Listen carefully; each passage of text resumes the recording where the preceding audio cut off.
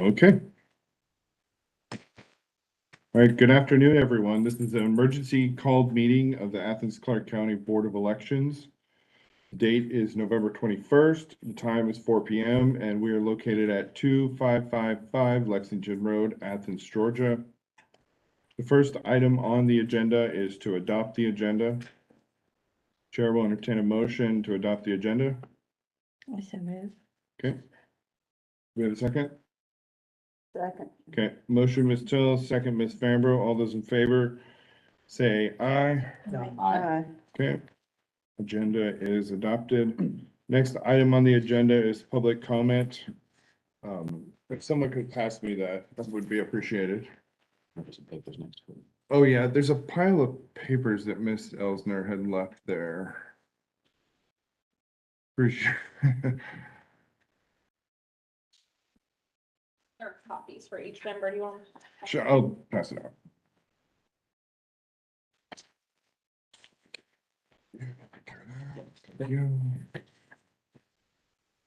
Okay, so as the agenda states, those wishing to address the board, fill out this form and you'll have 3 minutes to speak. I'll give you a warning at 30 seconds and then 15 seconds. The first person on the agenda is Caitlin May, and then after Caitlin May, or the sign up rather, is Caitlin May, and then Jacqueline Elsner is next. So Caitlin, when you're ready. Good afternoon. My name is Caitlin May. I'm a voting rights attorney at the ACLU of Georgia, proud double dog, and an Athens-Clarke County voter. The ACLU of Georgia is a nonpartisan organization dedicated to protecting the civil liberties of each and every Georgian. The right to vote is one of the most sacred civil liberties we have as Americans. We believe voting should be accessible for every citizen and believe that offering a single Saturday of early voting will prove to be an important access point to that right for many voters during this compressed elections calendar. We recently sent a joint letter along with the Legal Defense Fund and the Southern Poverty Law Center outlining our support for Saturday voting, and I'm here to discuss some of those reasons. The Fulton County Superior Court recently issued a decision which allows you to offer advance voting on November 26th, even if normal notice requirements cannot be met. Although the state has appealed, no appellate court has stayed or overturned that order. Therefore, the Superior Court's order continues to carry the force of law. Accordingly, we encourage you to take all necessary preparations to implement advance voting on Saturday, November 26th, including ensuring staffing is available, advanced voting locations are available, voting machines are in place, ballots are printed, and other necessary preparations. Several other counties like Fulton, Chatham, and DeKalb counties have already taken these steps and are committed to offering Saturday voting. Athens-Clarke County should join their ranks. It's widely expected that turnout for the December 6th runoff will be extremely high. Additional advanced voting options will be critical to effectively accommodate the large number of voters. Advanced voting options are particularly important in Athens-Clarke County, where 31% of registered voters chose to vote during the early voting period in the recent November election. Given the highly compressed advanced voting schedule for this election, all voters are at risk of facing extremely long lines. Without weekend options, there's significant risk that many voters may be unable to participate altogether due to obligations during the workday. Moreover, the lack of any voting options immediately before or after Thanksgiving creates significant barriers for college students who attend class away from home and who will be unable to get back to vote during the week following Thanksgiving or on Election Day. Offering advanced voting on Saturday, November 26th will be especially important for voters of color who may be less able to take time off from work due to economic disparities which have limited opportunities to vote during the workday. In Georgia's 2021 U.S. Senate runoff election, Black voters were nearly twice as likely as white voters to vote on Saturday. Saturday voting is an important way historically that Black voters have access to the political process. In addition to being an important option for voters, more accessible early voting in person means that there will be fewer absentee by mail ballots for election staffers to process. Counties have very limited time to mail out, receive, process, and count each ballot received by mail or drop box, so each voter who is able to exercise their right in person rather than by absentee by mail relieves some burden on the county and increases the ability of our civil servants to certify our county's election results on time. This election is the first with this level of expected turnout to require such a compressed timeline. Voters in counties alike are concerned by the deadline and mail delays on the schedule. Worries for election administrators and voters are relieved with more options to vote or given in person. Thank you. Thank you.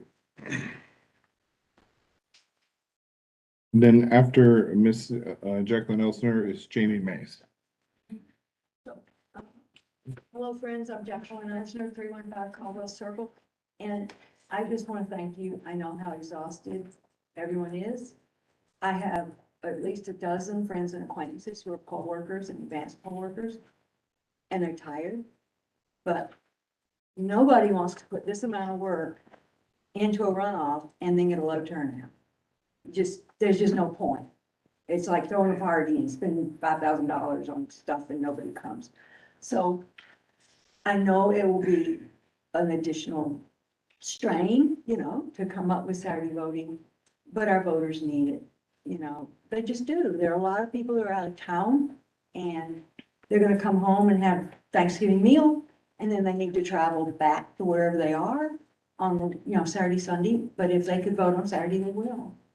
So I really want to thank you for, the other factor about all this is, we always say, well, we give them all these time to vote. Why can't you just show up and vote and give them time to vote? That's talking to the people who are already doing what you wish they would do, who find it convenient to do what we provide.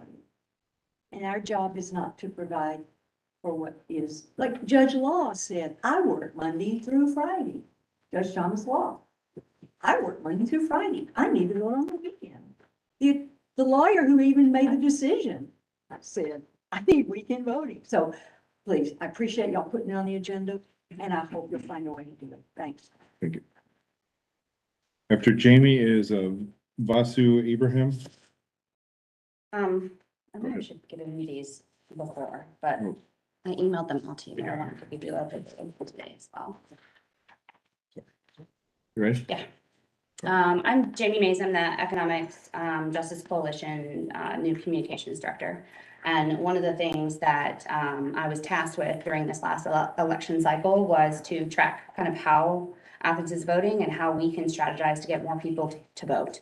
And during that process, came across a website, a nonpartisan website called Georgia Votes. And Georgia Votes was tracking the demographic information for voters across Georgia. And unfortunately, I haven't been able to track down like the specific demographics for Athens. But you can see in the graphs that Black voters vote more on the weekends. And white voters vote less on the weekends. And every county around us is not offering weekend voting. And I feel like, as a community, sometimes Athens is kind of like this little bubble, but really we're not. We can set the standard for what accessible voting looks like in Northeast Georgia and be the leader in that regard. So this is just me on behalf of EJC saying, please consider for all of the voters in Athens who need voting on the weekends. Great, thank you. Okay, Vasu Ibrahim. Vasu and Anisha, who I think is next, they were on the list for those ones that you got as email comments. So their you email. They're en route, right? They are en route, but if, The next person on the agenda is Jesse Evans. Let me know when I'm- Go ahead. I'm here to request this Saturday voting be offered in Athens-Clarke County in November 26, 2022. The mission statement for the ACC Board of Elections reads that ACC Elections Office shall serve all members of our community as well as their local, state, and federal governments. We'll be sure to consider and meet the needs of groups of people who have historically been marginalized and oppressed in our community. The ACC Elections Office shall maximize voter and community participation as we ensure access to free and fair elections and protect the integrity of the elections process, end quote. Saturday early voting is critical to accomplishing the mission of the Athens-Clarke County Board of Elections. Many voters in our community are unable to vote early during the current early voting schedule and on the December 6th election day. Also, in recent years, primary, general, and runoff elections, Saturday is one of the highest turnout days for early voting. People depend on Saturday voting. Here are two statements sent to me from voters in Athens-Clarke County, from the parent of a college student, and also she's a local school board member. Quote, college students come home for the holidays in Athens, would love to vote on Saturday, but likely couldn't on Sunday afternoon due to travel. The absentee ballots for these young people don't have enough time to turn around. End quote. From a UGA professor, quote, my partner works 3 hours away from Athens Monday through Friday. If we don't have Saturday voting, he will have to miss a full day of work. And I know there are so many more Georgians in similar situations. Weekend options give more voters the chance to do their duty, end quote. These are just two of the many people in our community who have expressed the desire for Saturday early voting during this runoff election. I want to thank the Athens-Clarke County Board of Elections, poll workers, and elections staff for all that they've done and will do for the voters in our community. I cannot recall the last time we didn't have Saturday early voting in our community, and I sincerely hope that this board will do the right thing by continuing to offer Saturday early voting in this election and in all elections to come. If nothing else, election staff could operate the Saturday voting location. Even if it's not a full day of early voting, something is better than nothing. If DeKalb, Fulton, Cobb, and Muskogee counties can do this for their voters, then Athens-Clarke County should be able to provide Saturday voting for our voters. I just read that Muskogee County is offering early voting Sunday through Friday, 7 a.m. to 7 p.m., and on Saturdays from 11 a.m. to 5 p.m., 6 days with 12-hour voting windows, plus a 6-hour voting window on Saturday. Fulton County is offering early voting from 7 a.m. to 7 p.m. Saturday through Friday, 7 days with 12-hour voting windows at 24 different early voting locations. What I'm saying is, we need your leadership right now. We don't need excuses. We don't need you to shrug your shoulders and say, well, I tried my best, or I can't control the votes of these other board members, or we'll just have to do better next time. We need you to do the job you've been entrusted to do. We need you to deliver on the promises of your mission statement. We need you to use the power you've been given and to do the right by the voters in our community like these other boards of elections they're doing for theirs. If you vote for this, staff will make it happen. They're required to do so by law, and they've said as much in multiple meetings throughout this election cycle. Finally, I request that you read into the record the emails you've received from ACC voting regarding this issue. It's been this board's 30 practice to seconds. read aloud these emails, and you read these sorts of emails aloud at last week's meeting. It's important that these voices are heard. Thank you all so much. Thank you. Is there anyone else in person that wishes to make a public comment? Wow. Are you Anisha or Vasu? Okay, just a moment. Let me get my timer ready. Thank you. Are you ready? Yeah, I'm good. Okay, go ahead. Hey everyone, I'm Anisha with the ACLU of Georgia. I'll be reading a statement on behalf of a student. Good afternoon, Chair Raffle and esteemed members of the board. My name is Kavya Menke. I'm a proud Clarke County native, voter, and college student who attends school at Duke University. I have 3 priorities over the next month: final exams, final papers, and voting in this critical runoff election. But as an out-of-state student, I don't have many options available to me to cast my ballot. Anyone who's been paying attention to this 4-week runoff can see that the time frame by voting by mail can be very difficult. During the general election, I requested an absentee ballot on September 12th. My voter page says it was issued on October 11th. I only received the ballot in the mail on the 24th, and I mailed it back the same day. My voter page shows that the elections office received my ballot on the 28th of October. Given the holidays upcoming, my ballot is likely to take even longer to get to me and back, virtually guaranteeing that I won't be able to vote by mail. Rather than risk voting by mail, I would much rather vote in person and watch my ballot go into the scanner, knowing that my vote is going to be counted. But I won't be here on December 6th or the week before. I'm not even here now. I'll only be in Athens late Wednesday through early Sunday to spend time with my family for Thanksgiving. This means the only possible option for me to be sure that my vote will be counted in this election is if you hold voting early on Saturday, November 26th. That's it. I don't have any other options to cast my ballot. I don't want to take a chance casting my ballot by mail. I am one of many voters in this situation who love Clarke County, but who are currently staying elsewhere and have one chance to vote in person. For out-of-state students, for working families, and for all voters who will have difficulty finding time to vote in this election, we encourage you to do everything you can to hold early voting on Saturday, November 26th, from 7 a.m. to 7 p.m. at as many locations as possible. It's the only way to ensure voices like mine are heard. Thank you. Thank you. Are you Vasu? Yes. Yeah, okay. Vasu, 3 minutes, your time begins now. perfect, thank you. Chair Raffle, I'm Vasu Abhiraman, Senior Policy Counsel at the ACLU of Georgia. I'm also an election worker. I've worked nearly every election in the past 3 years, and I'm a graduate of the University of Georgia School of Law. I want to read a statement from a student named Jordan, who's in school in North Carolina and who also attended UGA for undergrad. Hello, Clarke County Board of Elections. My name is Jordan. I'm a Clarke County voter who attends graduate school in the state. I proudly attended the University of Georgia for undergrad and actually worked for UGA for 2 years after graduating. In fact, I was pretty close to becoming a double dog for grad school before deciding to join a program out of state. I want to vote in person for this runoff election as soon as I can. I will be in town for Thanksgiving, but only from Wednesday until Saturday night. Due to family obligations and travel, I will not make it back into town after that anytime through election day. I'm grateful that the board is considering Saturday voting locations because I want to be one of those voters. It's really the only hope I have to cast my ballot. I really can't see how I will be able to receive and mail my absentee ballot back in time to count. I would not be comfortable risking being disenfranchised for this election, so I urge you to expand Saturday voting to as much time in as many locations as possible.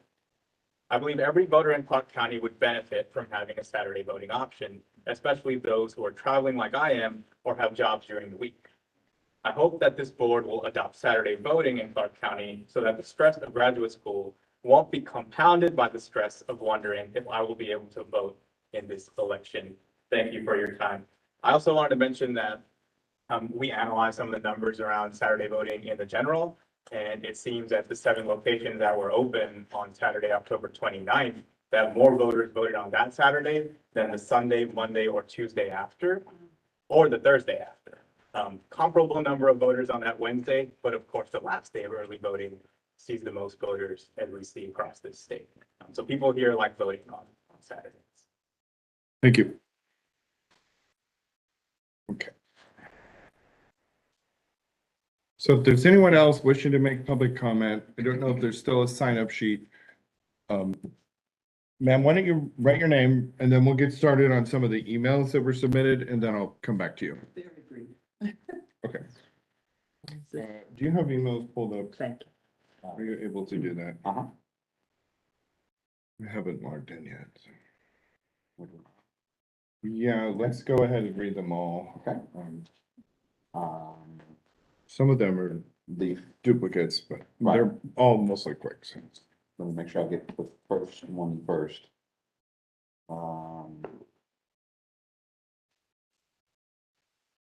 Well, Let's see, so, okay, I'm ready to go, if it's okay? yeah, go ahead. The first email that I see is, oh, I thought I was ready, this one's not. I'm sorry, okay. Karen Covey writes, I am requesting the board's approval for Saturday, November 26th, early voting for the benefit of our beloved community. Thank you. That was sent. And then the next is from Regina Smith. Greetings to all of the ACC Board of Elections members and the staff of our elections office have been run ragged this month. And I thank you profusely for all that you have done during these trying times. However, I strongly urge you all to gird your loins and stand up for the rights of voters in ACC one more time by extending downtown voting to include Saturday voting. Now that it has been deemed legal, it is a must for our voters who simply can't get out because of work hours. And thank you for the Sunday voting, but Saturday is a must as well. Many thanks, Regina Smith. Next is from Julie Range. Dear Mr. Shirley, please support Saturday voting on November 26th at the Athens-Clarke County Board of Elections. Thank you. Next is from Beth Preston. Dear ACC Board of Elections, I am a registered voter in Athens. I urge you to approve voting on Saturday, November 26th. There's not much time for this important election as it is, and Saturday availability will make voting possible for a lot of working people who can't get time off during the week. Thank you for considering this request. Elizabeth Preston. I see from Angela Green, dear ACC Board of Elections members, based on the court ruling last Friday, counties are now able to schedule early voting on Saturday, November 26th. Given the shortened runoff period and the busy holiday season, I believe it is important to give voters as many opportunities as possible to get to the polls. Saturday, Sunday, and evening voting is essential for busy working people. I am requesting that the ACC Board of Elections vote to add voting on Saturday, November 26th. This would be in keeping with your past decisions to set voting hours to accommodate the greatest number of people in our county and help make democracy strong. Thank you. Next is from Betty Rice. Please allow voting on Saturday, November 26th. Betty Rice. Next is from, Easy. right? Thanks, Betty. Thank you, Betty. Next up is, I'm writing to request we please have access to Saturday voting this coming week. My husband and I support the added hours, which will allow many of us the extra opportunity to vote. Thank you, Bob and Milani Mazenholder. Next is from Jesse Evans. I was going to say that that's probably what you shared in person. Next is from Shay Gamble. Please approve Saturday advance voting for the Senate runoff election. Thank you. Thank you, Shay. Next is from Andy Ferguson. Dear Board of Elections, I am writing to advocate in favor of early voting for the runoff election on Saturday, November 26th. Many people, including myself, have extensive work and family obligations that make voting during the week difficult, even with the extended weekday hours that have already been allocated. By making both the Saturday and Sunday after Thanksgiving available to the citizens of Athens-Clarke County, you can ensure that everyone has a chance to have their voice heard in this runoff, even with this very small election window. Thank you for your consideration and for all the hard work you and the entire Board of Elections team has put forth during this 2022 election cycle. Andrew Ferguson. Next, from Jessica DeCatrell, please offer this. Oh, sorry. So the subject line is yes to Saturday voting for the U.S. Senate runoff. The body reads, please offer this to our community. Next is from Jamie Mays, if it's okay. All right. Next is, okay, there was a duplicate email. Next comes from Chuck Campley. People deserve the right to vote, and the government should provide equal access to the polls on days when they are not working at a job that might interfere with their ability to vote. Sincerely, Charles Campley. Next is from Patrick Sheridan. Hello, I write in support of Saturday early voting for the upcoming U.S. Senate runoff. I believe offering this means of voting will make it easier for working people to vote rather than them having to take time off in order to do their civic duty. I also encourage you to once again offer early voting at the Tate Center for students who may not have an easy way to get to their designated polling place. Next is from Sandra Whitney. I think Saturday voting is very important. However, next Saturday would be impossible downtown. Could it be done at the community center or the tennis center that day? I'm planning to go to the football game, but we'll vote on Sunday downtown. Next up is from Aaron Farnham. Good afternoon. My name is Aaron Farnham. I've been a resident of ACC since 2012 and currently live at their address. Would it be a problem to allow more people opportunities to vote in the U.S. Senate runoff by allowing Saturday voting? Next comes from the final comment that I have in my email inbox is from Joan Roden. Regarding consideration of adding advance voting on Saturday, November 26th for the December 6th runoff. Superintendent, Rocky, Adam, Hank, Willa, Ann. To those of you who will cast a vote today to determine the wisdom of a Saturday, November 26th advance voting, I ask that you vote no for yet an additional day of voting. What you are asking of this election staff and the general public requires an unacceptable dedication to follow your constantly moving guidelines and deadlines. I find this irresponsible. What does this do to absentee ballots being sent out prior to advance voting? How does this affect managers, workers, watchers who take pride in their ability to perform their duties accurately and successfully? I hope you will remember your recent vote at a special called BOE meeting in October. At this called Board of Elections meeting, Board of Elections member Hank Kadir passionately explained how his conscience would not allow him to vote yes to a process that was going to add so much more work for the already overwhelmed election staff and workers.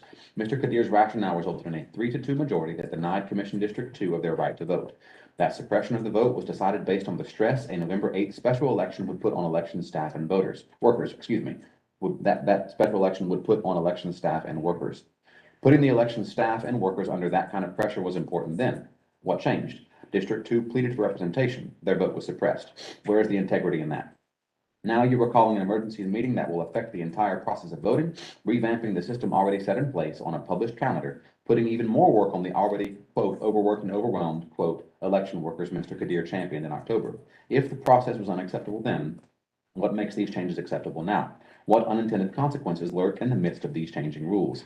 In a most alarming manner, the rules of election integrity continue to be put into question as dates and times and calendars are changed in midstream, and the schedules of voters who follow the rules are left to literally guess your next disjointed move. A multitude of voters who do not follow the BOE religiously are condemned to a guessing game in this constant changing of the rules in the middle of the process. There is an element of irresponsibility that surrounds this chaos. While I am grateful for rules and regulations that help to support election integrity and keep the process orderly, repeated and sporadic changing of the rules and guidelines makes the process look disorganized and frankly desperate. I ask that you leave the dates currently on the calendar and support the integrity of the election by following the rules rather than pressing the ability of the elections office to do their job successfully. The voters look to you for consistency.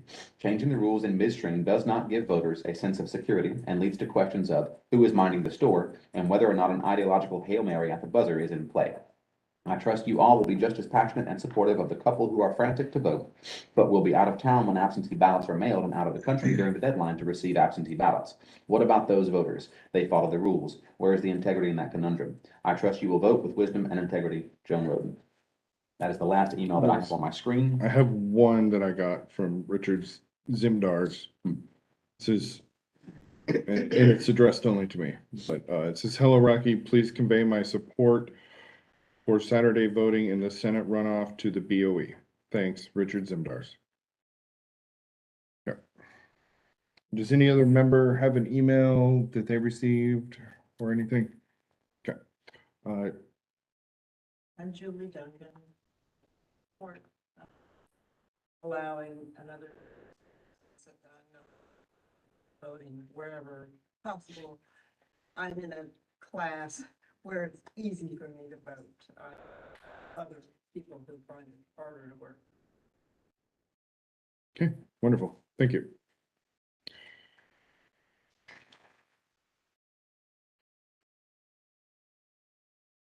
All right. Anybody else? Final chance, public comment? No. Okay. All right. The next item on the agenda is the consideration of advanced voting, adding advanced voting on Saturday, November 26th for the December 6th runoff. And as always, if someone would like to go first, they can, or I'm happy to go first.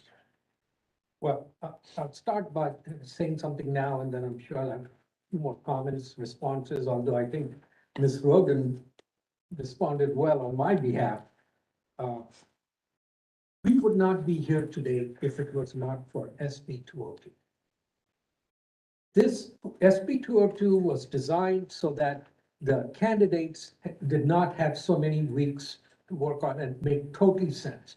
But they did not, the legislature did not ask the registrars and the election superintendents as to what it takes, how do we get the absentee ballots out, how do we get this stuff going?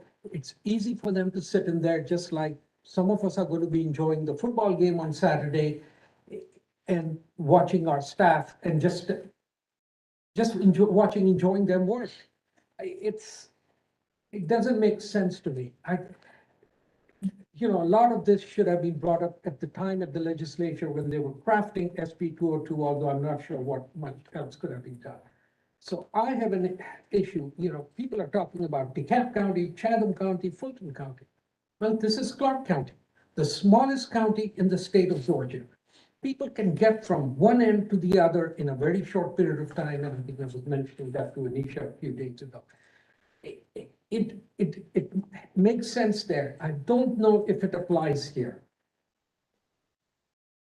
All we are doing by opening Saturday is moving some voters to come here. Yes, there will be a few students who cannot make it. There's a lot of other people who have gone out of town for vacation. They cannot get it, as Ms. Roden said. So are we going to, each time somebody cannot make it to the polls, are we going to ask the staff to work around their schedule? Let's just go 24/7. Where do we start? 2004, there was no advance voting. Now we got advance voting. I just do not understand. Before I say that, I know we, the board, did not do our job this last year. A lot of this should have been thought out in advance. What happens under these circumstances? How do we train let's change the way the poll workers are trained so we can have 2 shifts. We haven't done that. And I know we are going to work on it. That's my personal commitment, or I should not be on the board. But right now, unless I hear something from our staff that says, it's okay, I don't know how to support it. So one of you can speak. I will have another comment later on, but I'd like to hear from our staff. Can they just go turn on the lights and start on Saturday? Let's give all the board members a chance to speak, Okay, and then that's we'll fine. turn over to the staff. Anybody? I'll share that for this, I definitely share the exasperation that many people have expressed with this is well, we had made a plan back in August, I think it was, for the election for November. And then we had 2 meetings about changing that. And then we were having this about the runoff after having a meeting last week for the runoff. I get it, and I feel the same. I'm sorry, I share that exasperation. I'm also, this meeting, I agree with you, Hank, that if there had been clarity in the law when we met last week, I feel confident that we would have, well, I guess we would have had to have had Saturday voting. Like if the law had been clear about it, it would have been a question, it would have been how many places, not about whether to do it or not. So this, I think, in this meeting here, and this question to me is more about helping to correct an error that was made in the writing or the interpretation of the law the first time around. I share your frustration with the process and how, definitely could have done it better as a board to do it all over again, but this right here, I don't think really falls on us as much because we couldn't last week do this, right? We didn't know. This was a moving situation. So with respect to this one issue, as long as I can be rest assured by staff when it comes time to hear from them that we can staff it adequately and that it won't place an undue hardship on them. I think this is us making it up to the voters who otherwise would have been able to vote on a Saturday for a runoff. So that's where I'm coming at from this. Thank you. Great. Ms. Fambro, Ms. Till? I'm happy to go if either of you are not ready. Would this be a good time to ask staff Well, if this let's, is possible? after, Ms. Fambro, did you want to go? Yeah, I can. Okay. My mentality is always more, open up more places, open up more opportunities. And if there's any way that this can happen, then I'm gonna vote yes, because of some of the statistics. We're seeing that we're getting more voters on Saturday, and I would hate to think that, that I don't even know how to phrase this, because I never try to accuse people or anything, but I think, and I'm agreeing with Adam, I think that the misinformation that we got, I don't know how to filter that. I'll just say that much about it. I don't know how to filter it, but if I had to, then it wouldn't be nice, but anyway. And as I said, more people vote on Saturday, and and if I'm for this, I would be against two things. That would be having it at the library or downtown. Because I've said this 1,000 times. We know what the traffic is. We know what the people count is downtown Athens on football day.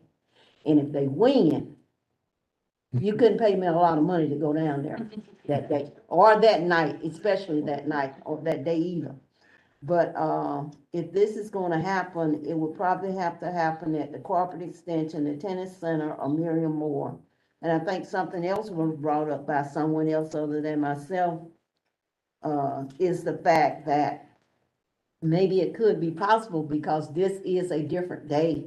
And I wanna say this, I met one of the people over at the East Athens, one of the poll workers from the East Athens Community Center at Walmart last week. And she was overjoyed that she was getting extra money, and extra hours so she could get extra income because she actually needs it. So, we'll just see what the staff has to say, and if they have, and I'm sure that they have, if they pulled off every cover and looked under every rock, and I'll be looking for those two things, and they say they can't do it, all I can do is believe what they say and kind of act accordingly. But I hope that's not what they're getting ready to say. Thank you, Ms. Fambro. I'll speak and then we can go back to Ms. Till to ask the staff. So I called this meeting yesterday or this weekend because I was watching the court case. I found out what the ruling was. And I too believe that we should have Saturday voting. I find it very important. Hopefully staff has a plan and a solution for us. I would actually agree with Hank on one point that he made in that SB 202 caused a lot of this chaos and just these constant meetings and constantly having to go back to the drawing board. That's all I'll say about that. And another thing that Hank did bring up, which I also agree with, is that in the winter, January, February, I believe this board should put together a policy outlining when early voting hours will be, where, when, so we can just have it set in stone. Regular general election, special election, this is what it's gonna be. With that, would you like to? Yes. Chair recognizes the director. Thank you. Good afternoon. I got some feelings. I feel like, us making up to the voters 7 to 7. Us making up to the voters Sunday voting. Do we do Saturday voting? Do we have the staff for Saturday voting? We've talked with poll workers who said they could do Saturday voting. We have 2. I've talked with staff who we do Saturday voting, and some want to watch the game. Some feel like the traffic's gonna be bad and we won't get voters. And feel like that would be, you're working in vain. I'm okay with that. I've got choir rehearsal on Saturday. So I feel bad asking my staff to work on Saturday. I do, I really do, because if I can't work on Saturday, why would I put them? And that's how I hope you guys would be. If you can't, if you're not gonna be able to be there on Saturday, if you had to work, would you be there? You're gonna be enjoying the game and enjoying your family. We're not, and we haven't been able to. We haven't made doctor's appointments. Today, I ran to the dealership to get my car serviced because I haven't had time to have my car serviced. And I about broke my neck trying to get back because I've got to do absentee ballot uploads. We have a life. I'm starting to wonder, what do we exist? Early voting is provided. And I can't help but being biblical on this, because salvation is free. It's a choice. I have to decide if I want it and how bad I want it. And I feel like as a voter, and we all need to be this way, we need to be vigilant when it comes to voting. How important is it for me to go voting? I don't mean to sound insensitive, but if I was not working in the elections office, me as a voter, I would be doing everything I had to vote. The law requires every employer to give every employee 2 hours to vote. I know we got situations that Senate Bill 202 has really made it difficult, and that's not our fault. So what can we do that's going to be good for our community? If we give them Saturday voting, are they going to show up? If we give them Saturday voting, are they going to ask for something else? We have been at this table 4 times. I've eaten 4 meals. This is my 4th meal about advanced voting. And I'm about to burst open over here, because I'm giving 7 to 7. I'm giving Saturday voting. And now I'm taking more blood out of this turnip. And we're tired. We're tired. We will give you what you ask for. You want Saturday voting, we will give it to you, but we cannot promise you the excellent service that you're going to normally get. There's going to be a line. People need to be sure that they understand there's going to be a line. If you can't make it traffic-wise, so sad. Do what you have to do to vote. If it means stand in traffic, stand in traffic. Saturday is going to be bad.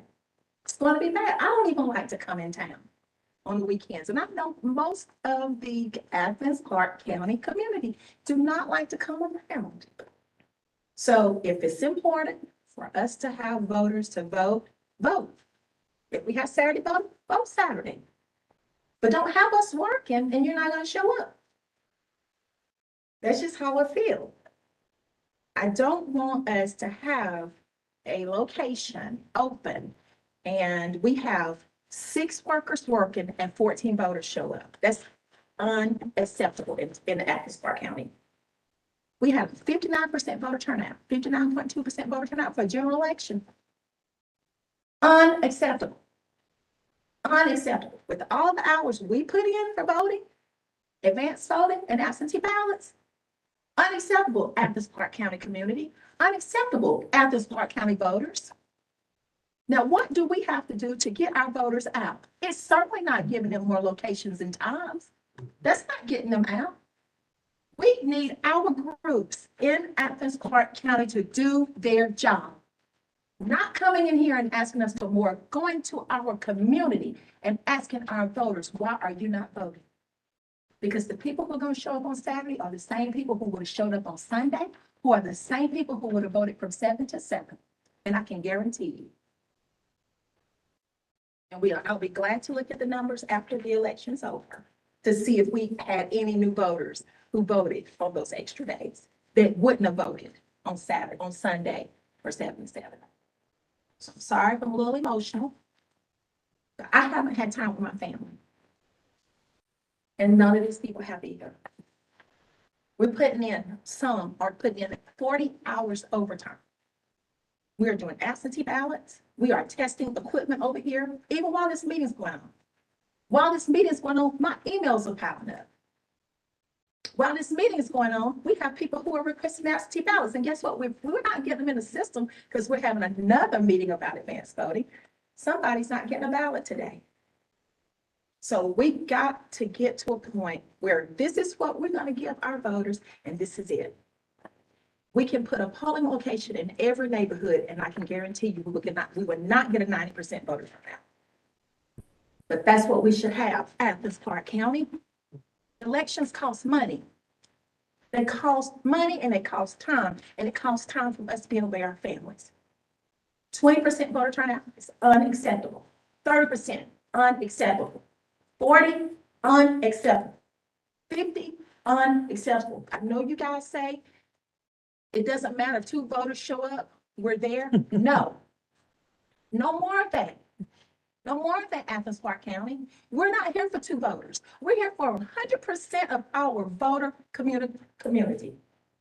But they're not showing up. Regardless of what we do, they're not showing up. The people who are in here, who keeps coming in with their remarks and their public comments, they're the ones that need to be out there telling people to vote. We had a voter sitting here one meeting, sat here in a meeting while advanced voting was going on and said they did not have time to go vote early and could have been at polls right then voting, but took the day off of work to come and sit in our meeting to fuss for a day of early voting when could have been voting early. And I'm sorry, when I got something I want to do, I do it. If it means taking off of work, I had to take time off of work today to go get my oil changed. Because if I hadn't, that's the only time I was going to get it done. And I had to drive to Duluth to do it. So voter, if you have to drive to Duluth, do it. We are so blessed here in America. We are so blessed. Voters don't have to walk in the snow to vote. They don't have to go through barriers of fighting for their lives to vote. People have already fought and shed blood, and we're not doing anything with it.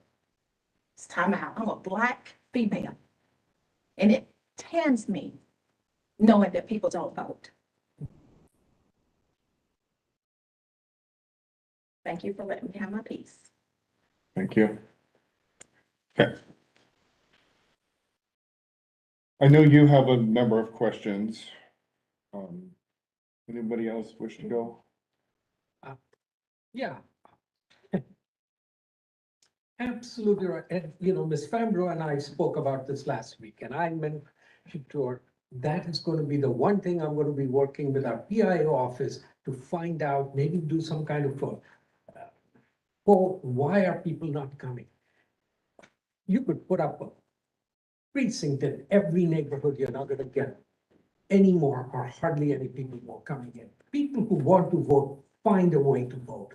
It's very easy for us to sit here. And if we do end up getting Saturday voting for whoever votes, I'll say one thing. I would like to see every member on the board standing, even if we cannot work, standing outside the polling station, just sitting and encouraging people to come to vote. That is what I'd like to see.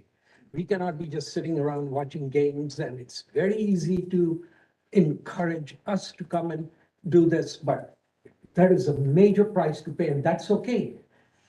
As Director Sosby said, if people are coming. Look, I have looked at the numbers, and I think I forwarded all the emails that Director Sosby gave me about advanced voting. I was looking at 2018, 2022, I wish I had brought it with me. People are not coming to vote. You can open up whatever you want. Now, one thing I will ask Director Sosby and Ms. McGlone is, let me just say this, if people, this one argument that, oh, there's going to be a lot of traffic, they won't come here. Well, they're coming here to watch the game, so they better be coming to vote. And if no one comes up, I'm sorry, we kept the downtown precinct open. And I would vote for that if you think it would help to remove Sunday voting. Because as Attorney Drake said, or no, I think it was Ms. Pappas who said, we cannot remove precinct, but we can change the hours. So I'm not saying we remove a precinct, but if Attorney Drake is okay, then one of the things I'd like to propose is get rid of Sunday voting. That gives them the time, open it up on Saturday. Let's look at the numbers. I would love to have long lines and people come in on Saturday and be able to say, hey, this works. Let's continue this process down the road. But just throwing everything against the wall and hoping somebody will come to vote, I cannot support this. This is just, like you said, the fourth time we are meeting here and nothing is happening. That's where I stand. But if y'all are okay with closing Sunday, I will support Saturday, if you think that will help. But if that doesn't help your situation, then it's a waste of time. What do you think, Director Sosby? Let me clarify that guidance. What I read from OCJ 21-2-385-V3 and reading Lisa's email is that you can't remove, the board of registration now removing advanced voting location after notice such location is published, except in case of emergency or unavoidable events that renders location available for any use.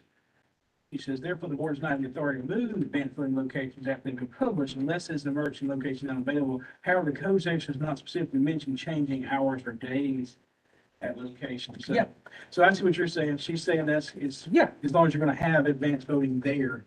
He says it's not clear about. If it's not clear, if it doesn't clearly mention to you that we cannot do it, then I guess what we would say is, there's no legal guidance on that. So Yeah. there's nothing to say we might not get a challenge from somebody, that might interpret that you didn't have that right, because it's not clearly stated. You understand the law. It's not, we're dealing with this situation right now with the Sunday advance voting. So there's no, we can't sit here and tell you 100%, get some type of challenge from somebody if you start taking away things you've already published, it opens up, especially when there's no clear statutory guidance. Okay. Lisa's not saying it's okay. She's saying the law just doesn't address it. So, we can certainly take the position. We argue very thoroughly and heartily that it's so we didn't do anything wrong, but I'm not saying that we're not, I don't want you to read what she's saying and say it's unquestionably correctly. I just need to make that clear. I'm just gonna take a moment here and say that, speaking for myself, I'm not in the business of removing anything we've already done. I do not support that. I believe we should keep what we've done in place and take a vote to add to it if we can. Ms. Fambro, go ahead. Been taking a couple of notes, and I like to say a few things. So if I got my head down, I'm referring back to my notes because I don't want to lose any of what I have to say. And the first thing I want to say is, I exist for the voters of Athens-Clarke County. That is my job. For me, that is my job, to increase by whatever means necessary the anticipation of people voting. Whether they vote or not, I can say when I leave this office that I felt as if I've given them every opportunity. Secondly, it's the economy. I live in a very nice house. I get anything that I want. I have a new truck. Everybody is not blessed equally.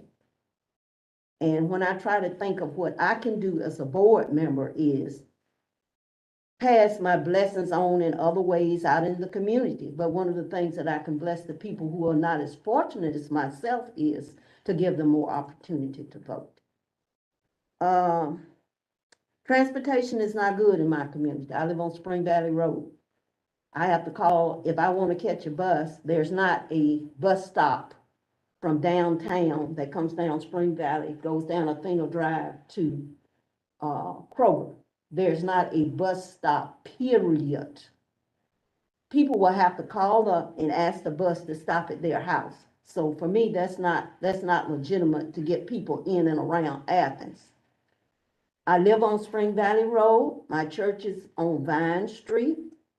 And that is maybe 2 blocks away from Miriam Moore Center. I am 73 years old. I was 72 years old when I walked from my house to the church. So I feel like that Miriam Moore is centrally located. It's possible to do some things, you know. But if I had to go any further without transportation, I would have been at my house. So, and then too, sometimes we have people who are in situations where they don't have any transportation, and the people that will take them, Saturday is the only time that they can take them. I know I have situations like that come up sometimes. And most certainly of all, the idea of even having voting on a football Saturday, I press my brain and I cannot see that at all. Because if you've ever been in Athens on a football Saturday, the one thing that we do know in Athens is if you got errands to run, you run them while the football game is on. And if you get caught out there, that's you. And the second and third thing you learn how to do is you go around the perimeter of Athens, either Loop 10 West or Loop 10 East, to stay away from the traffic. And I do on those days, I do most of my shopping in the Ridge Road area. And I know that there are just tons of folks. So to ask people to come down, even if we do this, to ask people to come down and all that congestion, of course the voting is going to be low. Of course we're not going to get a lot of numbers. So that downtown is off the table for me. All right, Ms. Fambro, is that it? That's Okay. Yeah, Mr. Charlie. In general, I have general remarks and I have some specific questions. In general, I understand the frustration that we have caused, that this entire situation, I'll back up. I understand the frustration this entire situation has caused for our staff. And while our other attempts, our other special meetings about advanced voting have been, I understand, more of us adding something. I really do. The more I think about this, the more this is us trying to make things right by the voter. This is something that had been taken away, maybe not by malicious intent, but through negligence. That when this law was written, it was at cross purposes with the law on the books. And with the way this law was written, remember originally it was interpreted as, because Saturday was within 2 days of a holiday, it could not happen. But the rest of the law reads that it must be done the Saturday before. So by state law, we should have had voting yesterday. That was not possible because of the short porch they gave us. But again, I can easily imagine a voter who read SB 202 and said, yes, they're guaranteeing I'm going to get to vote on a Saturday, right? SB 202 says Saturday from 9 to 5, there shall be 2 Saturdays of 9 to 5 voting, or at least, anyway, I can vote, I can mark my calendar, I'll get to vote on a Saturday, yes. And they could then stop paying attention and not catch this thing about the runoff and Thanksgiving and this, and they might then be under the impression that I get to vote, only to find out, oh, I don't get to vote in this runoff, but it's a Saturday and I'm supposed to vote. The law said, my legislators wrote this law that said I get to vote on Saturdays 9 to 5. Why is it closed? So in general, I'm really coming around to thinking of it as we're not adding something, we're fixing something that a mistake was made by people with more power than we have. Now, I completely agree with what people are saying here about game day is just, it's bananas. It's a nuclear hellscape is what I view some parts of town being like during the celebration for football. However, I don't think that's a reason enough to just pack it up and go home. I don't think that gives us the right to do that. But I do also understand, I'm sorry, I don't understand. I can imagine how it must feel to have this whole polling place open and get a number of people less than what you were expecting. I can only imagine what that feels like because of breaking your back to get there. But again, I really appreciate the way Ms. Fambro said it, that we're here for the voters of Clarke County. And I know that all of us are here for the voters of Clarke County. None of us are saying otherwise. If we can, I feel like we must. If we can, if we have the people for a location, I hear that downtown is not ideal because of the location, but it's also ideal because it's our house. We have the stuff there, we lock the doors, it's our place. And so I'm torn by the logistics, the nitty gritty logistics of football, but in general, I feel pretty set on we have to, like, we must do this. So I don't know if, then it becomes a matter of where, and if, and this is where I'm getting my specific stuff. I'm curious to know, do we have the people? I heard that we had 2 non-staff poll workers said that they could work Saturday. And I'm making sure we state the obvious. We cannot legally operate a polling place with 2 people. Is that correct? That's right. And so, right, and so, so then I guess I'll ask this. I'm curious to know then, is it possible with the poll workers we have and staff that we have to operate, say, Miriam Moore, for example? Do you think we can get that to work? That's one thing I'm curious about, to get to logistics, because I hear downtown, if we could make it work someplace else, it's just off the beaten path enough near the perimeter. So I'm curious about that. What do you We think? have enough that we can operate one location. Okay. Do we know if, as far as just to go a little further with the nuts and bolts, is Miriam Moore available to us? Do we have enough assurance from the people who have the keys that we could? It's available, I mean, the equipment will already be. So I guess then hearing this, I thought it was just, nope, we can only do downtown because of people. Hearing that we can, I know I'm stressing the word can here, but it sounds to me then like I'm agreeing with Ms. Fambro that it's foregone to me that I'm in support of Saturday voting, because we have to. I'm already ahead of it, getting to the where. And the when is 9 to 5. It has to be, that was settled for us. It can't be 10 to 4, it can't be 11 to 3. It must be at least 9 to 5 by state law. We can go earlier. I'm not down for that. We can go later. I'm not here for that. 9 to 5 is good enough. So I'm thinking, Well. I see some confusion. Hold on 1 second. Oh. I see some confusion, confused looks on the 9 to 5. Can you It clarify? was actually about the Okay. location. We're discussing that we think the law says that when voting is occurring, that the office has to be open. Oh, yeah, I remember that. When we did It's the, the only place we have a drop box. And advanced voting, the drop box has to be available right, when advanced voting is going on. that's a good So point. the office will have to be open. That's a good point. okay, so if there was no voting at the office, could it be staffed by 1 person? If that is the case, that it needs to be open and available. We can't do Right.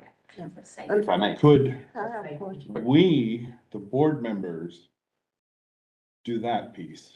There still Literally. needs to be someone there who can do a voter ID. Got it, So if a voter Okay. shows up, needs to have a voter ID, they have to be able to. understood. So that's the only requirement?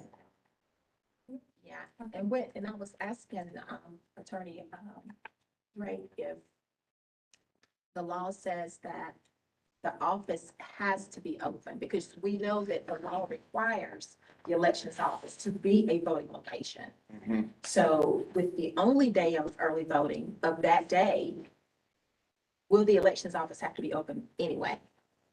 That As is, an advanced voting location, not just for that. Mm. See what I'm saying? Do you know what code section that is? Leah, Yes, yes, please. that was my question.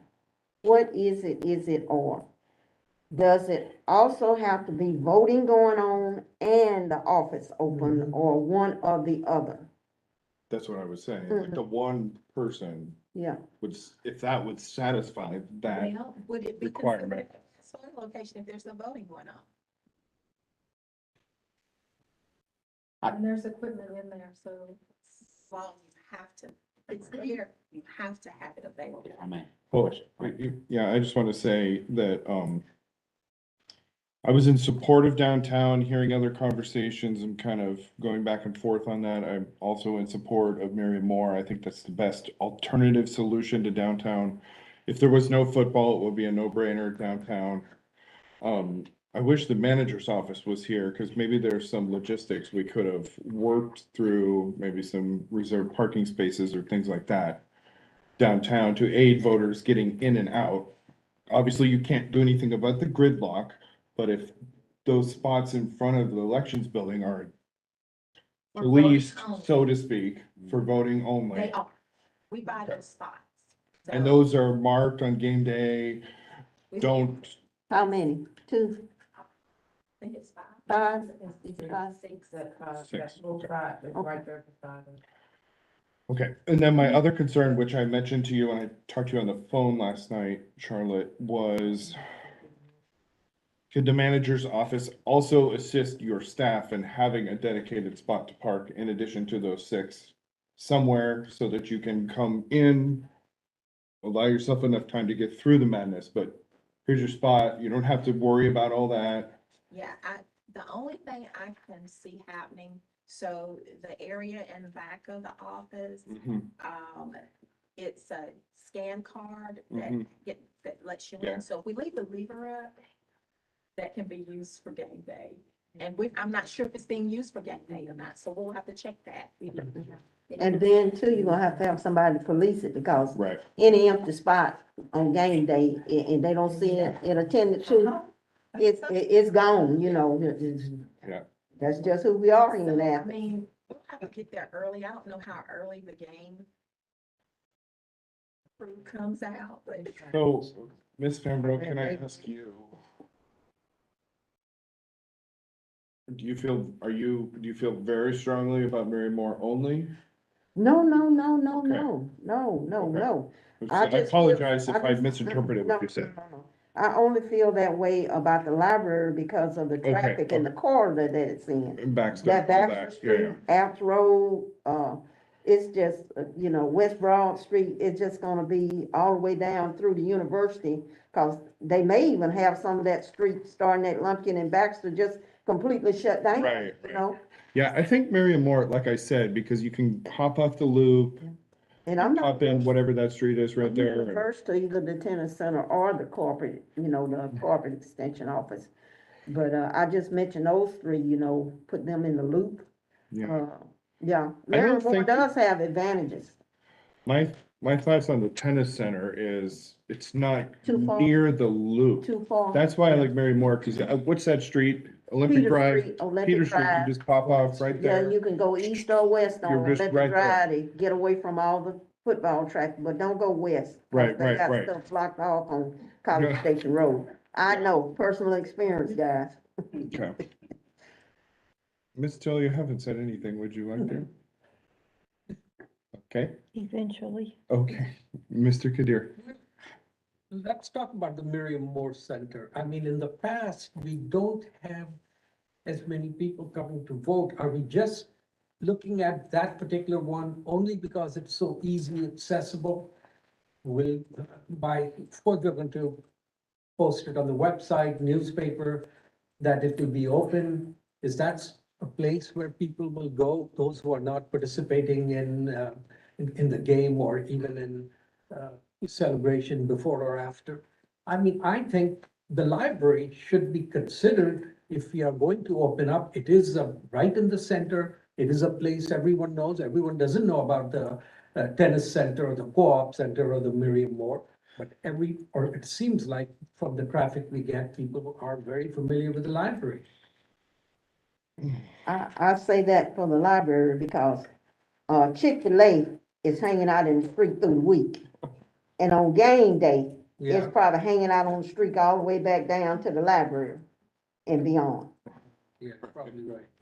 Yeah, That's the only I thing hear what about you're saying, those, but I yeah. think I keep Yeah. coming back to downtown or Miriam Moore.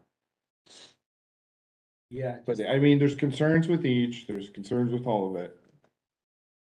But to me, it's about giving the voter access to being able to cast their vote. Yeah, go ahead.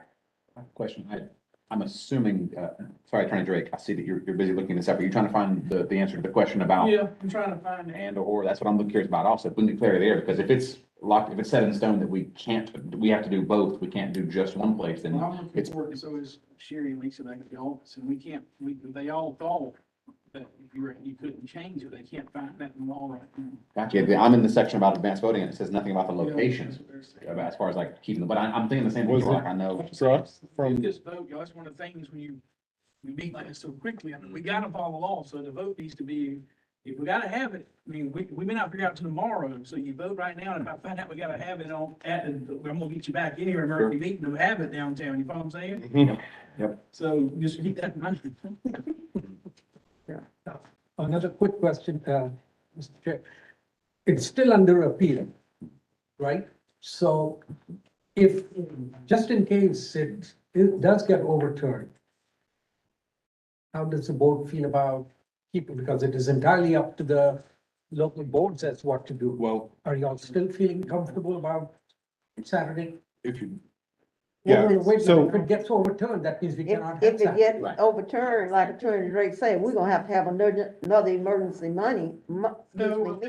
so Well, we can have to have I, another, I've got some language here. Okay. It'll say like, wherever you approve having advanced voting on Saturday, I'm gonna say like, I was gonna ask you if unless the enforcement of the lower court ruling issued by full Superior Court Judge Thomas Cox is overruled by the Georgia Supreme Court. And they filed the appeal this morning, I mean, the other side did, so I think we'll get a ruling one way or the other pretty quick. pretty quick. Yeah, they're gonna make it really quick. Yeah, so it's be a contingency. The statement, to how we word. Yeah, it, wherever you it'll vote, be a Well- contingency. I even saw where some boards of elections actually voted a contingency in case Yeah. it was. to- yeah, that's what I had hoped to have done last week, but Yeah. we were here until 9:30 and just people were fading This time, quickly. Did not feel that we should be doing any contingency. Right. Yeah, so that's why, For that's that water under the particular- bridge. For that particular thing, I agree with her on that, but this is Yeah. different. So. This is a court case moving fastly through the system. So I want to just say that in regards to the pending appeal, I think we need to proceed as if there is no pending appeal, and we can add that language to the motion, and we will deal with it. That I'm not taking that into my consideration in making my decision. So that's at least how I feel. Okay, so I know Adam, thank you, Adam, for compiling stuff for us, but at this particular point, I think we need to actually take a look at both of those places and see which one has the most problems to be solved. Mm. Or which ones could be solved, and maybe we can go from there and work our way into something Mhm. that will support Saturday, voting. Okay, I'm gonna take some notes here. Quick question before we do. Yeah. So the- Has a question. Listen, Yeah, I'm not gonna vent, I promise. But I do want you guys to understand in the future what you're asking of the 13 people that man this office. We have been consistently working 10+ hour days since October. Going into this last week with all of the additional advanced voting hours that we've added, with adding Sunday, if we add Saturday. I just added it up, and for Pam and I, I'm anticipating that in the next 7 days, Pam and I will work between 85 and 92 hours in 1 week. So you ask a lot. And someone made the comment that we are here to do what the board asks. Yes, that's what my job is for, but that is not what I exist for. I exist for my family and my life. My job is to make money. And I'm extremely tired already. And I'm sure that Pam is in that situation too. And this is what we're facing. And yes, we'll do it if you ask us, but an additional 9 to 5 on Saturday. I mean, I'm gonna get emotional. It's hard. So just know what you're asking. I want to make a statement. Go ahead. As I look over what we've been doing, and I told somebody today, this has been a real learning curve for me. Because actually, you guys talk about January or February. But my thing is that in January, we should spend the most amount of times on looking at the elections for 2023 and 2024, so we can have all of this in place. mhm. And we can do that. We can even figure out how much staff we gonna want, because we know what the elections are, we have some statistics that we can go by. And I put this fully on us as a board, that in January of 2022, we were not sitting down with the staff and making sure that we knew what elections we were gonna have, and not making sure that there was adequate or, enough people even to have surplus for when situations come on to us like this. We need a contingency plan by January the 30th, and I know it won't help us now, but we should have done it in 2022. By January the 30th, we should have had a contingency plan for anything that came up. And I take full responsibility for not being knowledgeable enough to think about this. And as I said, this has been a real learning curve. So I'm gonna press hard in January to get this thing done. Because I don't think any of us need to be sitting here in a panic, overworked, tired, and having lots of other things to do because it's the season that it is. When seasons come up on us, we have extra stuff to do with people and our families. And I just don't ever want to be sitting here facing you or the staff in another situation like this when we could have done something to prevent it, and we can prevent it from now on.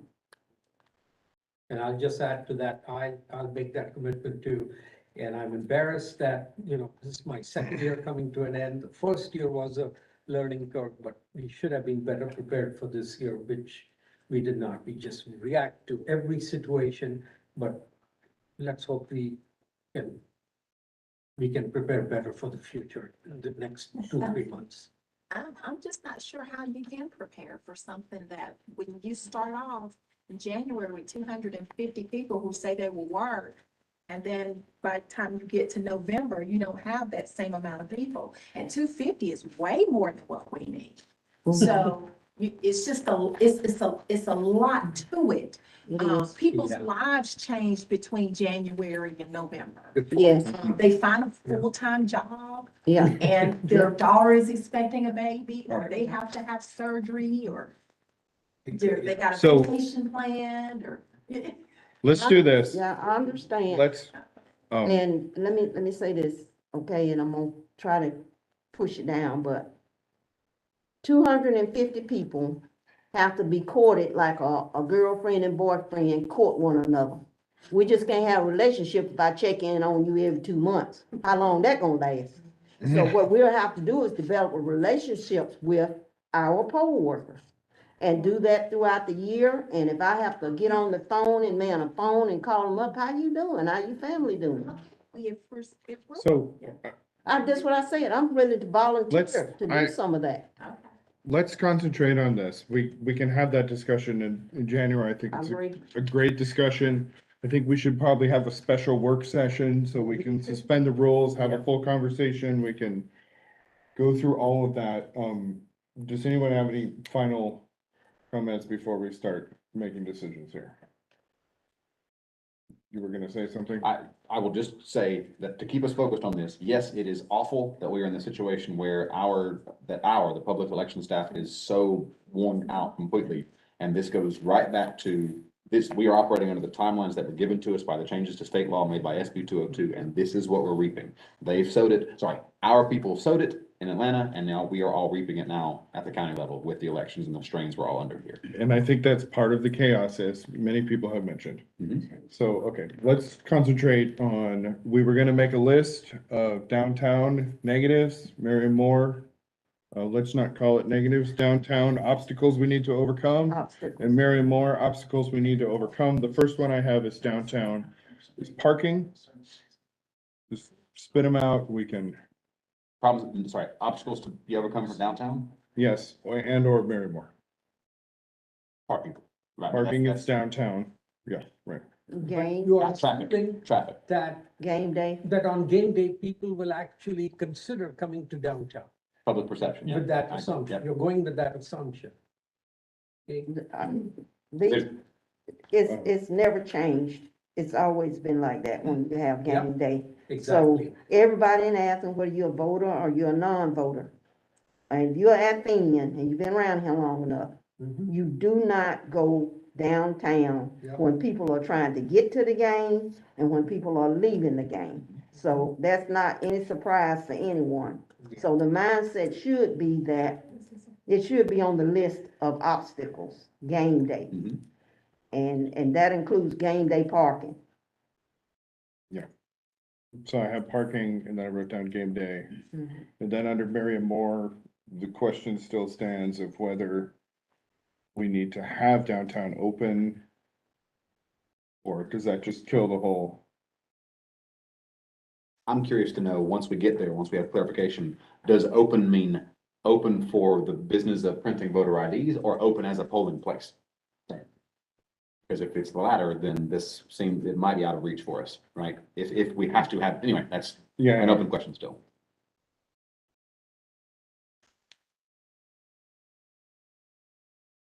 regardless of what you just said, if that was not an Mhm. issue for consideration, I think Miriam Moore, so. Miriam Moore solves. Done deal. I'm sorry, okay, John. Yeah, I was just gonna say it.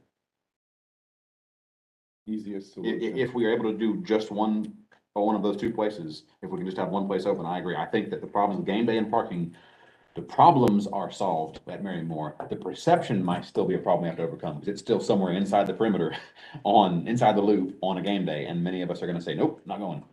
Mhm. So we'd have to overcome that with our messaging or getting the word out, but it would be less of a real problem at Mary Moore than it will be down. Especially someone, if you live in your neighborhood, you need to go the opposite direction to catch the loop to go back Right. around. Right. Yep. You guys need to think about when you go to Marymore, unless Miss Willa knows a way that I don't know, you have to get off at Barnett Shoals. That's a crazy intersection on game day. No, get off at Olympic Drive. At Olympic Drive. Mhm. Or- And you can go under it. You go under that's Olympic, it starts on one side, it's Peter Street on one side, and it's Olympic Drive on the other side. And you go to Olympic Drive, make a right onto Indian Hills, do another right onto Winterville Road, and then off to Nellie B, and one more right, and you at Miriam Moore. So, and then you can come straight, you really can come straight through and go drive down the second drive, the first drive, the driveway that puts you right into the polling place. If you go down that driveway and continue down that street to Vine Street, you can turn left on the Vine Street, right on the Vine Street, right onto Peter Street, and you're right back on Loop 10, whichever way you need to go. May I say something about locations? Yes. It's a big elephant in the room to me. I don't know if it is to anybody else, and they're just not saying anything. But I think the elections office is a neutral location. I see some biases if we go with just the cooperative extension office, and I see some biases if we go with just Miriam Moore. Understood. I want us to be neutral. I know there's gonna be some traffic. Like I said, if somebody wants to vote on Saturday, they're gonna do what they have to do to vote on Saturday. Yep. And that's the college student that is gonna be leaving on Sunday, or, Yeah. that voter is going to vote, and they're gonna get through that traffic. So I hope we would do that, because I don't want that to come back to bite us. Especially between 12 and 3, they can come to downtown and they may not find, Whatever. they're gonna have parking. Has to be 9 to 5. What do you mean? Give me that, John. Give me- Oh, During the game. The game is 12 to 3. Yeah. I mean. I thought that's what he said. Yeah. Oh, Yeah, yeah, he did, Said he it's did, 9 to 5. he did. And I apologize for what, if I may. Go. I had emailed the attorney's office, and I believe, I might not have copied you, I'm very sorry. That's I was probably- asking about, I said, according to the law, what hours must we do this during? And the attorney's office read, their reading was, it must be 9 to 5. We can go earlier, we can go 7 to 7, but it can't be 10 to 4. I'm sorry, I apologize for not including them. The Sundays are open season, Sundays are whatever you want between 7 and 7. Saturdays must be 9 to 5, is what they told us. I just wondered if there was something in the ruling that, Oh, you know what I'm saying? that's true. The ruling removed, the time that you have to use for advertising, Right, and it removed the fact that Saturday was 2 days after holiday. right. So, and I was looking at the ruling, Mhm. I didn't see anything in there, I just see that it says that,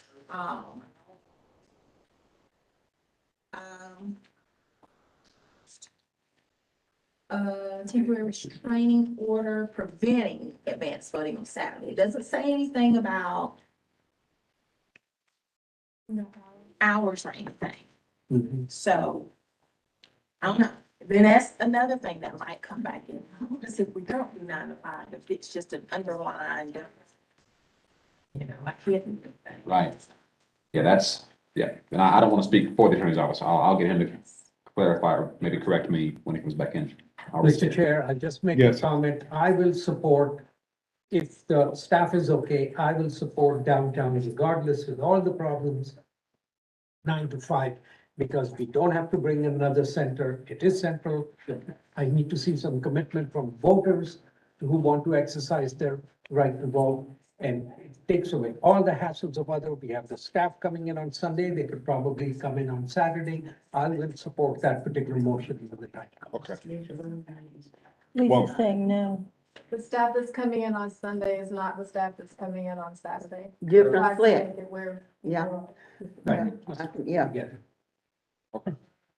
So I think we need some clarification. It sounds like our clarification is on the phone. We can do a 5-minute bathroom break if that's what's wanted, or we can sit here in awkward silence. No, I think a 5-minute break. would be Okay. great. I The get it. chair will entertain a motion. Hello to some friends. Yeah, the chair will entertain a motion to go into a recess until 5:30 PM. The time is, 5:20. the time is 5:20. Anybody want to make a motion for that? I so moved. Okay, second. A second. Okay, all those in favor, say aye. Aye. Aye. Recess, 10 minutes, right? Until 10 minutes, 5:30. 5. Motion.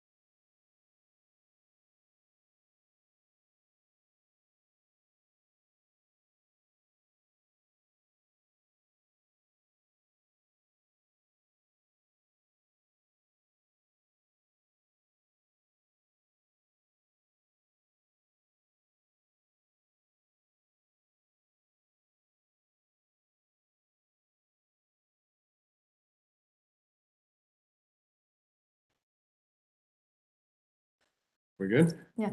All right. Calling the meeting back to order after a short recess, continuing the discussion where we left off. I think we left off.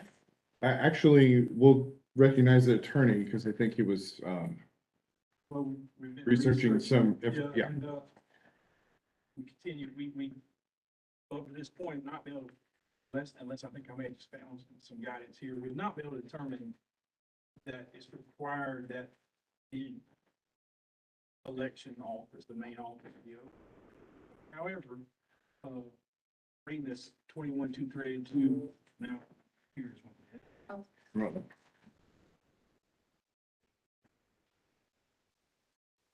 Back in again.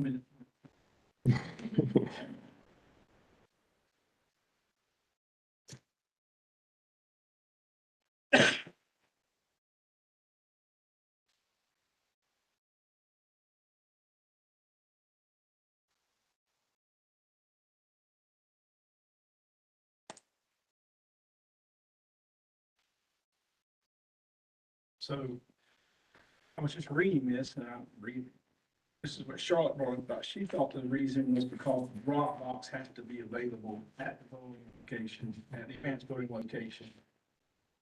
When you're having advanced voting. So 312-382C1 says board registrars or absentee ballot clerks shall establish at least one drop box and means for absentee ballot. Absentee ballot mail electors deliver their ballots to the board of registrars or absentee ballot clerk. Board of registrars or absentee ballot clerk may establish additional drop boxes. So in the case of this code section, it may only establish additional drop boxes totaling the lesser of either one drop box for every 100,000 active registered voters in the county, the number of advanced voting locations in the county. So we answered your question about when we have 1,000 population approximately. Any additional drop boxes shall be evenly geographically distributed by population of the county. Drop boxes established within this code section shall be established at the office of the board of registrars, absentee ballot clerk, or inside locations in which advanced voting is set forth in subsection D of code section 2123 is conducted. The prior election runoff during the hours of advanced voting at that location may be open during the hours of advanced voting at that location. Such drop boxes shall be closed when advanced voting is not being conducted at that location. All drop boxes shall be closed when the advanced voting period ends, as set forth in subsection D of code section 2123. Drop box location shall be active line, be on a constant surveillance by an election official or either designee, law enforcement official, device and security. During an emergency, declared by the governor, in code section 351 drop boxes may be located outside the office of the board of registrars, or as to about the third outside location in which advanced voting is taking place, subject to limitations.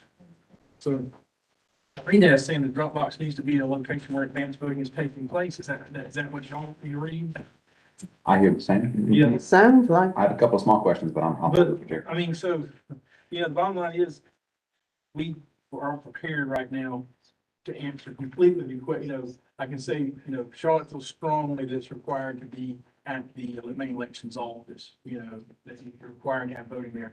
I'm not prepared to say that completely, tonight, so any motion you make tonight, I would suggest that the point of no returns is we publish the notice of it. So if we don't hold up on doing that, that you make a motion, I say one, the election supervisor, Charlotte was sharing with me that she feels strongly she should have it downtown. That is the safest legal thing right now. I know there's concerns about, well, that's during the football game, yada, yada, yada, and I get it. But, I can't sit here and tell you that you don't have to have it downtown tonight, right now, legally. I want to reach out to Secretary of State and seek their guidance, because even Sherry, who's done this for a good long time, said, I was just, because I know that's the case, I'm like, well, show me the law, I got to see the law. We can't just know it's the case. But, that's just where we're at, you know, so if you want to vote to have it downtown, we feel really good about that, because you got the advanced voting down there, the only place we have it. If you want to add another location, we're more where it is, I definitely are discussing that, but I would say also allow it downtown unless it's determined by the county attorney that we're not legally required to do so, you know, unless y'all want to come and have another meeting. You know, let's have another virtual meeting. I mean, that stuff is just complicated, y'all. That's why there's litigation, you know? Right. And what the Georgia Supreme Court's looking at this thing. There's no telling how that will turn out. But, you know, I'm sorry I can't give you an answer right now. I wish you realized sometimes some of that stuff, advice we give you, we spend hours and hours writing that out. And even then, there's still a difference of opinion about, a lot of times it depends on who's looking at it, you know? That's the only thing I can tell you right now. It does seem that you're certainly, the safest thing is to have it downtown, your main location. That's what your election supervisor is telling you. But I'm not convinced legally that's required. I'm not prepared to say, based on 45 minutes of trying to bang away with two other attorneys looking, that we got the right answer, you know? So, and I wanted to stress too, the reason why I feel the elections office should be the location is because we have to have the drop boxes available, right? Yeah. If a voter goes to a polling location and does not have ID, we have to provide them an ID, right? Suppose a voter walks in and all of our equipment is set up, because we have to have it set up. We're ready to start early voting on Sunday. And they walk in and they perceive that, oh, you got it set up, I can vote. Do we tell them they can't vote? They gotta go and drive to another location? A voter would say we were disenfranchising them, would say. That's what we get thrown at us all the time. I mean, perception's everything. If I walk in and I want to vote on Saturday and I walk in, I see the equipment set up, I'm gonna think that I can vote here. But like I said, it's whatever you guys decide, we'll make it work. We've always made things work.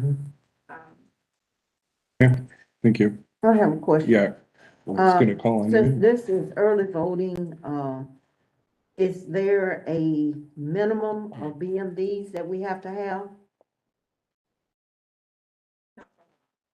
Okay, so could we possibly have two or maybe one at downtown with the drop box outside?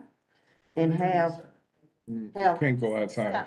Has to be inside. well, inside, cause that's really moot for me, but the fact that if you're gonna have staff there, maybe one or two BMDs with the drop box inside, but don't staff it with 6 or 8 folks. And light on the advertisement for, you know, voting downtown. And to open up Miriam Moore for what is anticipated as the larger crowds for voting. Because you're gonna need less people downtown, and my understanding is that for Miriam Moore, they probably do have enough people for Saturday voting.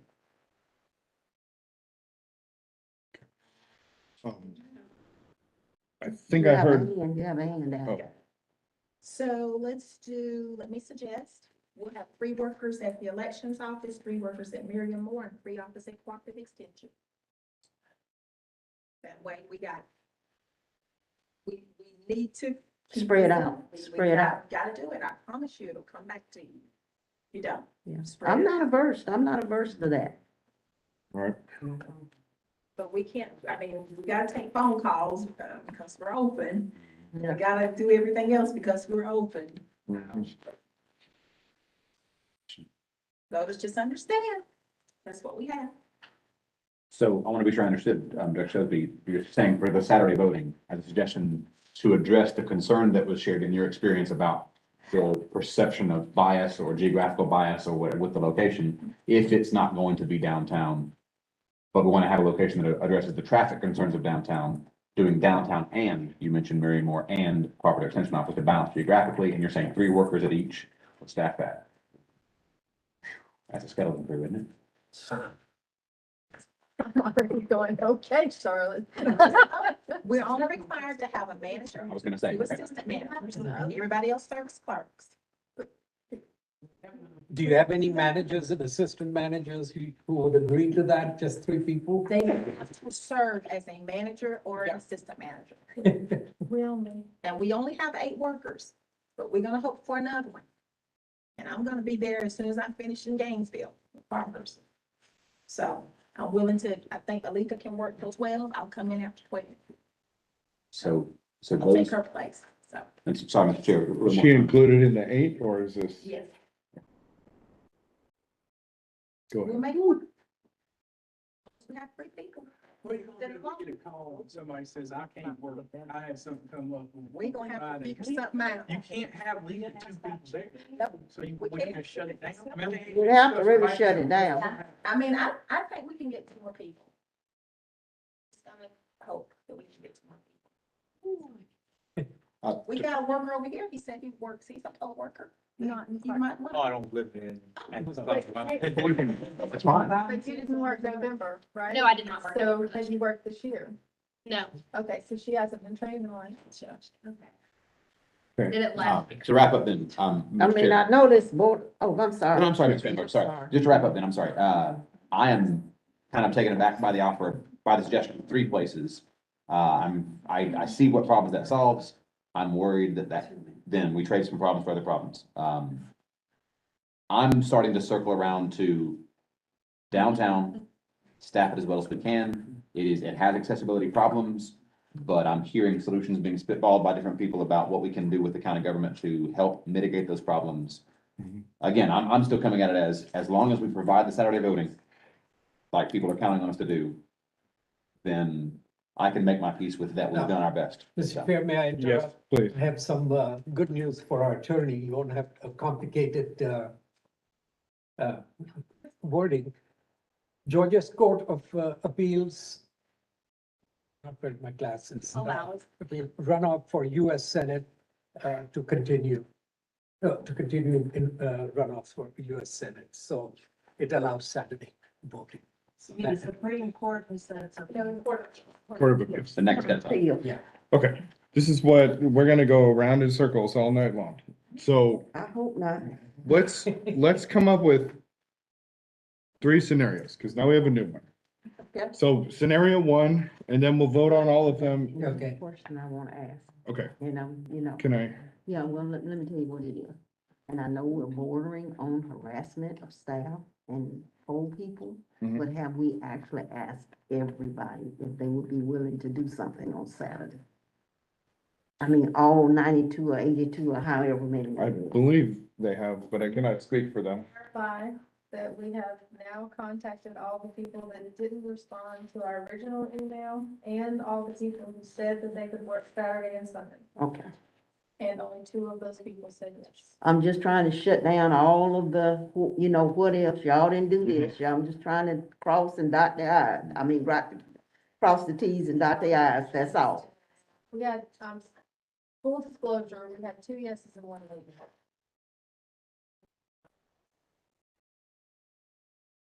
And that's a total of. 3 people. We're, Non- sorry, we're not gonna have back and forth with the public. Sorry. We just need to figure this out and move on.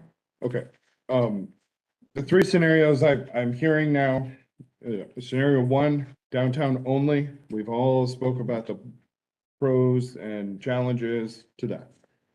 Scenario 2, downtown and Marion Moore. We've had a lengthy discussion about that. Scenario 3, which is a newly presented one from the supervisor, downtown, Marion Moore and cooperative extension. Attorney, is there a way for us to take a straw poll or should we go through motions and it's just, You can say who thinks they might be ready to vote for, okay, that. okay, Or vote. all right. So let's, It doesn't mean everybody has to participate though. fair enough, fair. Okay, I'll start, and I'll start on all of them because this is my idea. I'm in support of downtown only. It has its challenges, but nothing is perfect. Others? Or we'll move on. Yeah. Well, you're going down the list. No, Okay. no, we'll, No, well, you can put my name down, and this is what I am, for number one, for number one would be number three. No, I take that back. Would be number two and number one. Hank, what? You're in support of downtown Totally only? in support of that. That's the only one I'm going to be supporting. Okay, Sorry, question. yes. I'm sorry, just to clarify, right now you're feeling only downtown only. That's the one you're in support of. Absolutely. Okay. Okay. Do you wish to participate? Sure. I am intrigued by the third one, but I'm wary that spreads us too thin. I defer to Director Cosby's judgment about the perception of bias or accusations that might come our way. Mhm. But I will. So then, I think one seems like I'm fine with one. I could also be fine with two if we went that way. But I do defer to Director judgment on that. I had something really profound to say after that, and it's How slipped about my you, Mr. mind. Chair? Mr. Chair, where are you at on these three things? Yeah. Okay. All right. So again, it's not ideal, but downtown is probably the safest bet. You know, we can put all our people in one Yep. spot. If we have sick calls, if we have emergencies. And the Dropbox. And But again, it is not accessible because there's a football game. well, I'm not sure. I want to speak to something in the room, because I'm a 73-year-old black female, and I did talk to one of the poll workers over there, and one of the requests that they made of me was this, and I don't know what the bias is, whether it's a color thing, whether it's wherever the place is, or whatever it is, but she told me specifically that, the board needs to have a poll done on the races of people that come over to that, polling place. And that we would be pleasantly surprised how the mix is, how it is. And if there's any of that going on type of thinking, I don't know, like I said, I don't know whether it's a bias about where, not location, but that we may be favoring one group over another. So, I mean, I don't see that. I don't see that because, it's an in and out. It's an in and out. And that particular spot is one of the safest and cleanest spots, even more safe and cleaner than downtown. You know, and I think, well, I'm not going to put anything else on that, but if that will alleviate some people's thinking. And when I go over there to vote on Saturday, there is a good mix of black and brown, white people and other people over there at that polling place. And, so I don't see his bias as being a problem, I'm honest with you. I vote over there all the time, early voting. I don't see that as a problem. The only concern I have is what the attorney's raising is he doesn't feel confident at this point that we could operate out there and not have downtown open. Yeah, that's my concern. So can I thought I had mentioned this. Downtown and Miriam, if we can split ourselves up 3 ways, surely we can split ourselves up 2 ways. 4 and 4? I'm sorry? I just recall, when we first added Miriam Moore, I was just bringing up what was stated. Just added Miriam, so. 2 years ago? What do you mean? Yeah, Oh, yeah. that's what I meant by bias. I'm sorry if that offended anybody. No, it didn't offend, but I got eyes on the ground over there. But for me, if we're getting down to that, why not, why break ourselves up into 3 parts when it will be better if we just broke into two parts, four people at each place. Okay.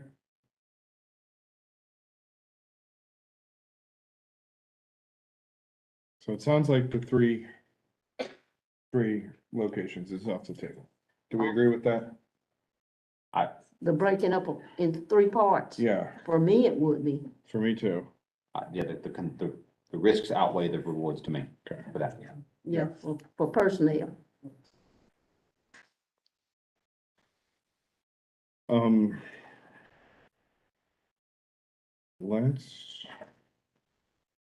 Let's take a vote, yes. Because we're just gonna talk circles all You want to night. go one then the other and like build up, start with start with the minimum and then see if we have a second motion to add on to it, if we get that far. I think we need to make a motion. One and done. Make a motion, yeah, and then we can make amendments, and we can, Whatever option you want. That Okay. gets confusing. I I've see. never heard it done that way. all I right, see. I think it all should be in one bundle. If we're gonna do a bundle, maybe say Miriam Moore in downtown, that's one motion. that's exactly what I was about to say. Somebody who wants to make a motion needs to make a motion. I will. What is your motion, Ms. Fambro? My motion is that, we have, the voting at the downtown and Miriam Moore on, Saturday, November the 26th. Do we From have 9 time? to 5, From 9 to 5, yes. And I would. and I'll second And that. I would recommend you add this language, unless the enforcement. Hold on. I'm gonna second that, so that's that, and then when you're ready, he can read you the additional language that you'll need to accept in your motion. Oh, yeah. Thank you, Mr. Chair. Pardon me, Attorney Drake. I'm ready now. I'm sorry. Well, I was gonna say, to add this language I talked about earlier, unless the enforcement of the lower court ruling issued by Fulton Superior Court Judge Thomas Cox is overruled. If I heard you correctly, the recommendation is to add the wording, unless the enforcement of the lower court ruling issued by Fulton Superior Court Judge Thomas Cox is overruled. And I did just see also where I kind of knew that already, but I saw where they filed that appeal. It's been transferred. So where's the appeal now? The Georgia Court of Appeal. No, They- it was. they denied it. They denied.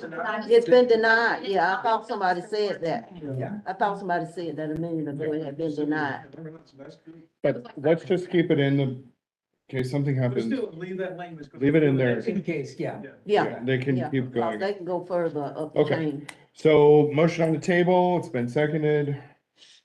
Back open for discussion to speak to that motion only. Uh, Go ahead and read it again.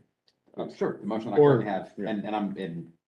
I'm sorry, Ms. Fambro, I put the addresses, the street numbers instead of the place names, but I'm happy to make it more correct to what you said. Motion by Ms. Fambro to add advanced voting on Saturday, November 26th, 9 a.m. until 5 p.m. at 155 East Washington Street and 410 McKinley Drive for the December 6, 2022 runoff, unless the enforcement of the lower court ruling issued by Fulton Superior Court Judge Thomas Cox is overruled. Is that okay, Ms. Fambro? Yes. Okay. And then I'd just like to speak to that second part. Attorney, do you have a suggestion on if tomorrow they overrule it in the Supreme Court or whatever up the chain? Do we just put a sign on the door and lock it, or how do we need to have another meeting? Notice, because that's gonna put us in a bind.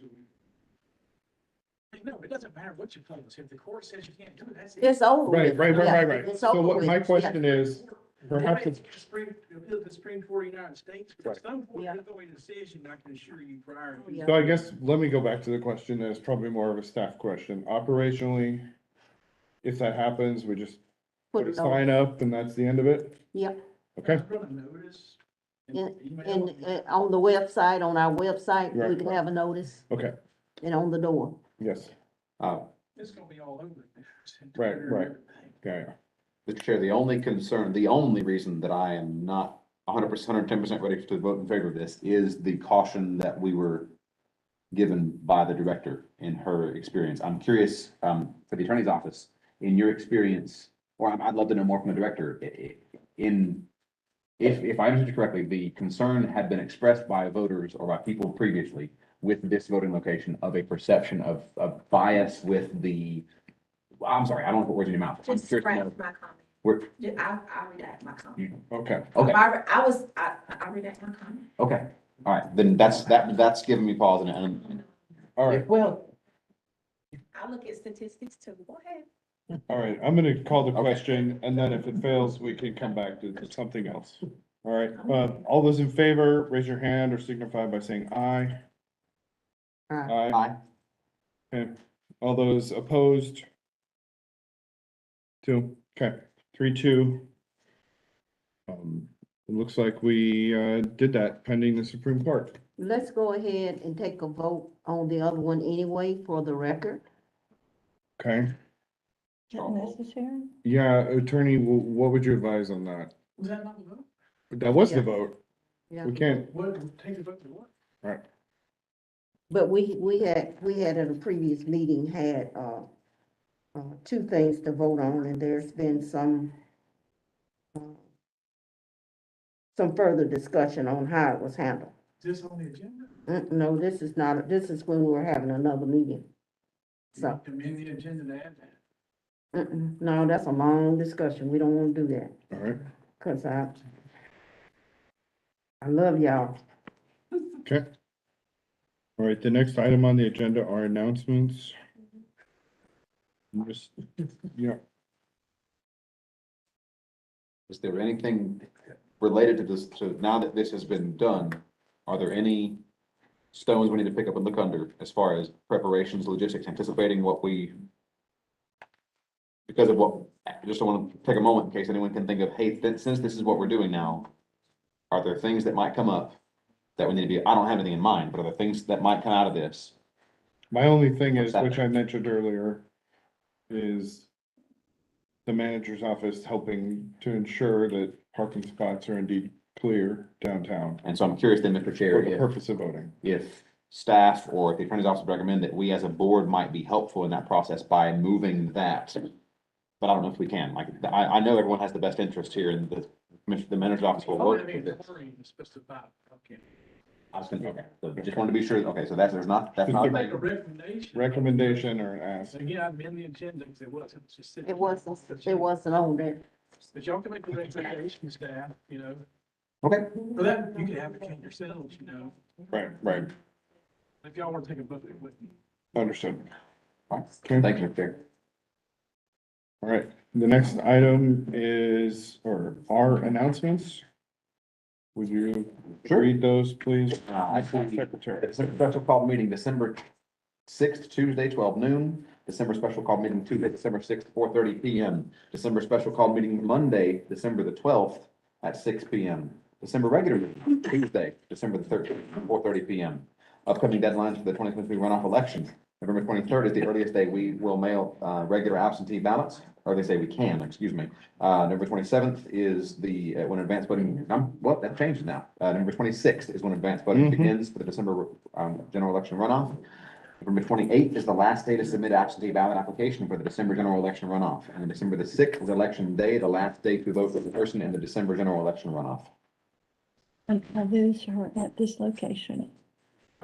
No, One of those is not. item 4 is at the, what is it called? The The planning commission. Planning. Auditorium, planning auditorium, yeah, 120 West Doherty Street. yes. But thank you, Ms. Hill. If I may, Mr. Chair, the December regular meeting on the December the 13th is at 120 West Doherty Street. All other meetings will be in this room, 2555 Lexington. Great, thank you. All right, the chair will entertain a motion to adjourn the I meeting. suppose. A second? Okay, motion, Ms. Fambro, second, Ms. Till, all those in favor? Aye. Aye. Aye. Meeting adjourned. Good job.